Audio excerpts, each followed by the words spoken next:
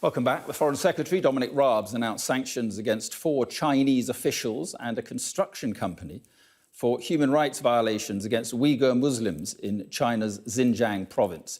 It comes after the EU, the US and Canada announced similar measures, the first imposed against Beijing since Tiananmen Square in 1989. I'm joined now by Minister Yang Xiaoguang, Charge d'Affaires at the Chinese Embassy in London. Thank you for joining us. Are you really surprised by these sanctions? You've had 2 successive US administrations accusing you of genocidal acts in Xinjiang. So are you really surprised by sanctions?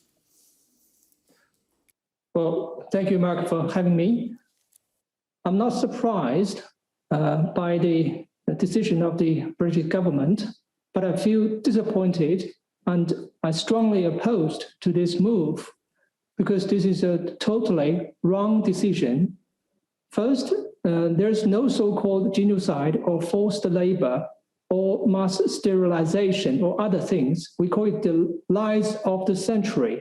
The accusation against us in Xinjiang is totally groundless and not based on facts. Secondly, sanction, especially unilateral sanction, violates the international law and the basic norms governing international relations. So we're opposed to these kind of sanctions. Third, sanction will be useless to China. You know, it will only unite the Chinese people.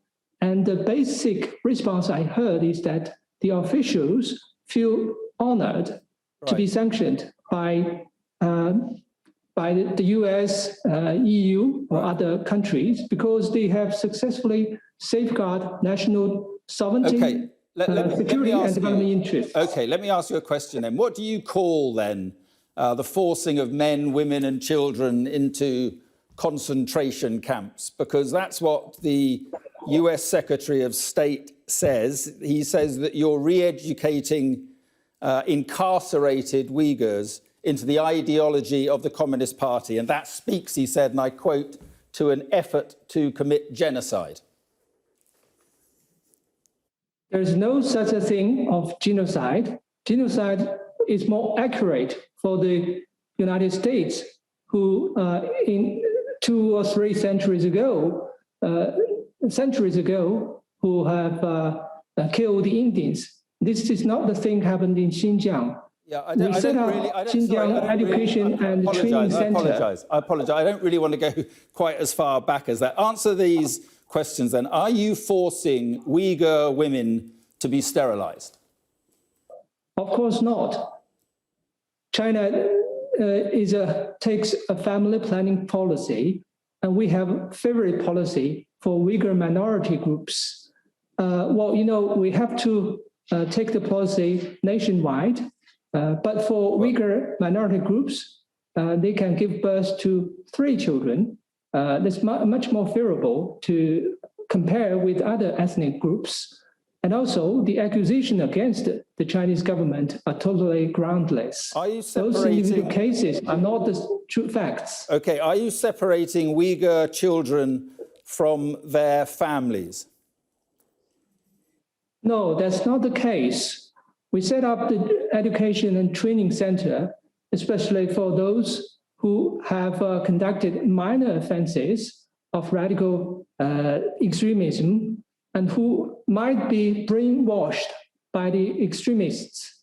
And we take measures, preventative measures, in preventing terrorist attacks. And this policy has proved to be effective, and we have safeguarded their rights, including the right to reunite with their families. But human rights groups are saying, Charge d'Affaires, are saying that these are concentration camps. That's what the Americans are saying. No, it's what the UK is saying. These are called lies of the century. These are not concentration camps. It's what Canada is saying. It's what the EU is saying. And it's also what 39 countries who have signed a statement at the UN is saying.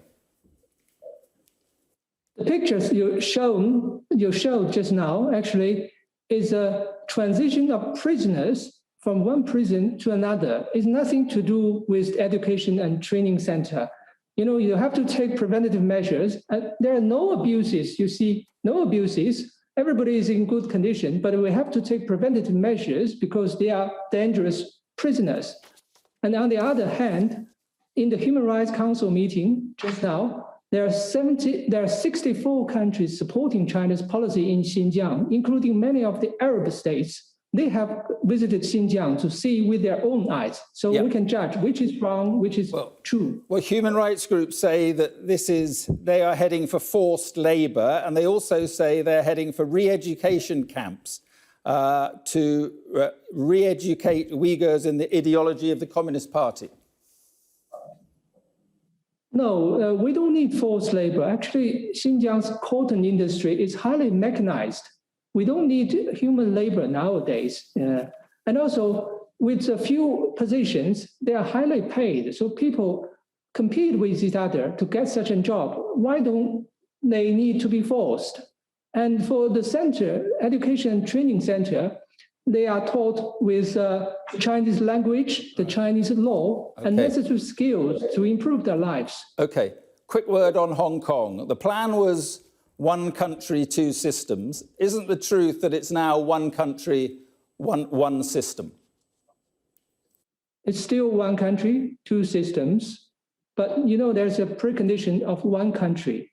In the past, especially after the turmoil in 2019, one country has been seriously affected. So we have to strengthen the other side of one country. Meanwhile, two systems is accurately safeguarded. But it was supposed to be sorry to interrupt. It was supposed to be a partly elected parliament until at least 2047. So why have you wiped out any serious democratic representation? And why are you jailing opposition politicians if it's really one country, two systems?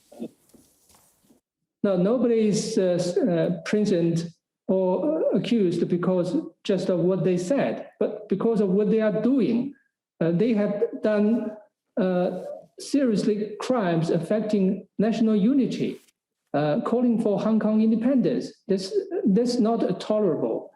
And we are safeguarded this democracy in Hong Kong. And what we are doing is also to ensure that one country, two systems will work well, work long, and for the majority of the benefits of people in Hong Kong. But it's effectively a rubber stamp parliament. It is a rubber stamp parliament now, isn't it? No. The parliament will be widely represented by all walks of life. Okay. They can still express their different opinions. Their speech rights are safeguarded, but there's a precondition not to be calling for Hong Kong independence or something like that. Territorial integrity must be observed. Okay, Charge d'Affaires Yang Xiaoguang, appreciate your time. Thank you for coming on. Thank you.